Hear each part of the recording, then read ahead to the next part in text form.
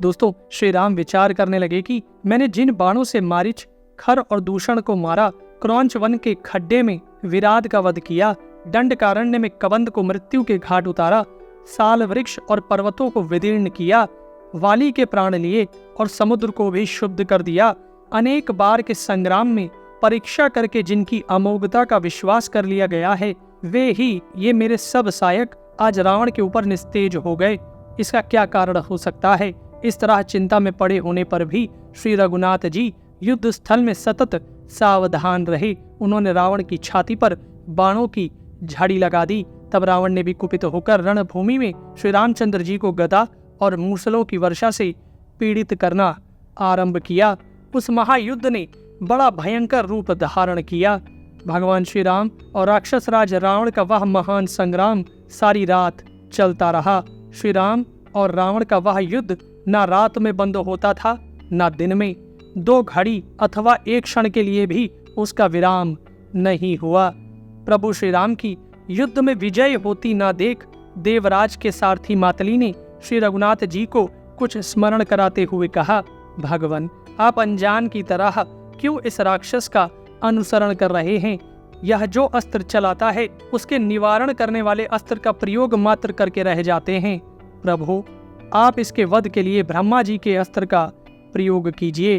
देवताओं ने इसके विनाश का जो समय बताया है वह अब आ पहुंचा है। मातली के इस वाक्य से भगवान श्री राम को उस अस्त्र का स्मरण हो आया। फिर तो उन्होंने एक तेजस्वी बाण हाथ में लिया। यह वही बाण था जिसे पहले भगवान अगस्त ऋषि ने रघुनाथ जी को दिया था। वह विशाल बाण ब्रह्मा जी का दिया हुआ था और युद्ध में अमोघ था। ब्रह्मा जी ने पहले इंद्र के लिए उस बाण का निर्माण किया था और तीनों लोकों पर विजय पाने की इच्छा रखने वाले देवेंद्र को ही पूर्व काल में अर्पित किया था। वह संपूर्ण भूतों के तेज से बनाया गया था। उससे सूर्य के समान ज्योति निकलती रहती थी।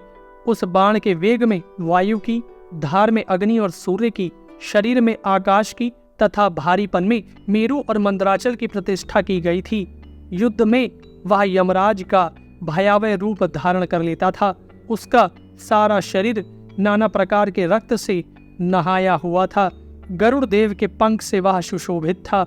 उस महान सहायक को वेदोक्त विधि से अभिमंत्रित करके भगवान श्री राम ने धनुष पर रखा। भगवान श्री राम जब उस उत्तम बाण का संधान करने लगे तब संपूर्ण प्राणी थर्रा उठे और धरती डोलने लगी। प्रभु श्री राम ने अत्यंत कुपित हो धनुष को पूर्ण रूप से खींचकर उस बाण को रावण पर चला दिया। देवराज के हाथ से छूटे हुए वज्र के समान दुर्धर्ष और काल के समान अनिवार्य वह बाण रावण की छाती पर जा लगा। शरीर का अंत कर देने वाले उस बाण ने छूटते ही रावण के हृदय को विदीर्ण कर डाला। इस प्रकार रावण का वध करके रक्त से रंगा हुआ वह बाण अपना काम पूरा करने के पश्चात पुनः विनित सेवक की भांति भगवान श्री राम के तरकश में लौट आया।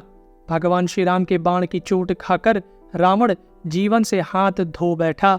उसके प्राण निकलने के साथ ही हाथ से सायक सहित धनुष भी छूटकर गिर पड़ा। वह भयानक राक्षस राज प्राणहीन हो रथ से पृथ्वी पर गिर पड़ा। रावण को पृथ्वी पर पड़ा देख मरने से बचे हुए संपूर्ण निशाचर स्वामी के मर जाने से भयभीत हो सब ओर भाग गए।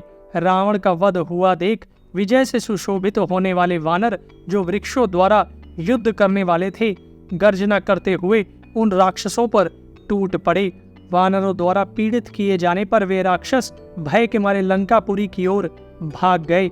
उस समय वानर हर्ष से श्री रघुनाथ जी की विजय और रावण के वध की घोषणा करते हुए जोर जोर से गर्जना करने लगे। इसी समय आकाश में मधुर स्वर से देवताओं की दुंदुभियां बजने लगी। वायु दिव्य सुगंध बिखेरती हुई मंद मंद गति से प्रवाहित होने लगी। अंतरिक्ष से भूतल पर भगवान श्री राम के रथ के ऊपर फूलों की वर्षा होने लगी जो दुर्लभ और मनोहर थी। हम अपने सभी व्यूअर्स से अनुरोध करते हैं कि कृपया कर इस पुण्य कार्य में हमारा सहयोग दें। संपूर्ण लोगों को भय देने वाले रौद्र राक्षस रावण के मारे जाने पर देवताओं और चारणों को महान हर्ष हुआ। संपूर्ण दिशाएं प्रसन्न हो गईं। आकाश निर्मल हो गया। पृथ्वी का कांपना बंद हुआ। तथा सूर्य की प्रभा भी स्थिर हो गई। वानरराज सुग्रीव, विभीषण, अंगद तथा लक्ष्मण जी युद्ध में भगवान श्री राम की विजय से बहुत प्रसन्न हुए। इसके बाद उन सब ने मिलकर भगवान श्री राम की विधिवत पूजा की।